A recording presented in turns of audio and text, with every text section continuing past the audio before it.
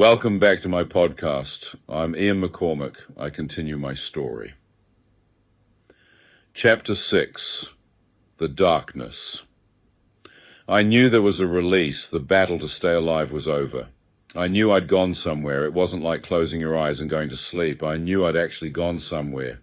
For the previous 20 minutes in the hospital, I had been feeling like I was floating away, and yet when I closed my eyes, I wasn't floating away anymore. I was gone. The Bible says in Ecclesiastes that when a man dies, his spirit returns to God, who gave it, and his body returns to the dust from which it came. Well, I knew my spirit had left. I had gone somewhere, and yet I didn't know I was dead. I seemed to arrive in a huge, broad place, like a cavernous hall of pitch-black darkness. I was standing up. It was as if I had woken up from a bad dream in someone else's house and was wondering where everyone had gone. I was trying to find the light switch, and I couldn't seem to find it. I wondered why the doctor had turned the lights out. I was trying to touch something, reaching for the wall lamp, but I couldn't find it. Then I realized I couldn't find my bed. I was moving around, but I wasn't bumping into anything. I couldn't get a fix on anything tangible. I strained to see where I was, trying to orient myself to these new surroundings. It was so dark I couldn't see my hand in front of my face, and it was bitterly cold. I lifted my hand up to find out how much I could see. I lifted it to where my face was, and it went straight through where my face should have been. It was a terrifying experience. I knew right there and then that I was myself, Ian McCormack, standing there, but without a physical body. I had the sensation and the feeling that I had a body, but I couldn't touch it. I was a spiritual being, and my physical body had died, but I was very much alive and very much aware that I had arms and legs and a head, but I could no longer touch them.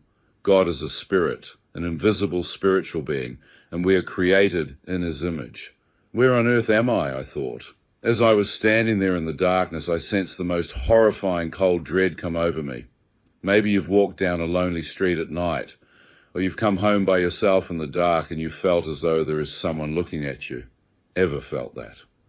Well, I began to sense evil encroaching on me in the darkness. The darkness seemed invasive. I knew I was being watched. A terrifying, encroaching evil seemed to pervade the air around me. Slowly, I became aware that other people were moving around me in the same predicament as I was. Without my saying a word out loud, they began to answer my thoughts. From the darkness, I heard a voice screaming at me, "Shut up!" As I backed away from that one, another yelled at me, "You deserve to be here." My arms came up to protect myself, and I thought, where am I? And a third voice shouted, "You're in hell, now shut up." I was terrified, afraid to move or breathe or speak. I realized that maybe I did deserve this place. People sometimes have this strange picture of hell being party time. I used to think that. I thought that in hell you would get to do all the things there that you're not supposed to do on earth. That is so far from the reality of it. The place I was in was the most frightening place I've ever been.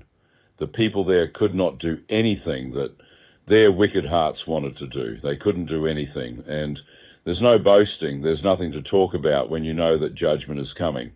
Thanks for listening today. Please stay with me as I take you through that journey, one that shaped my life. See you tomorrow.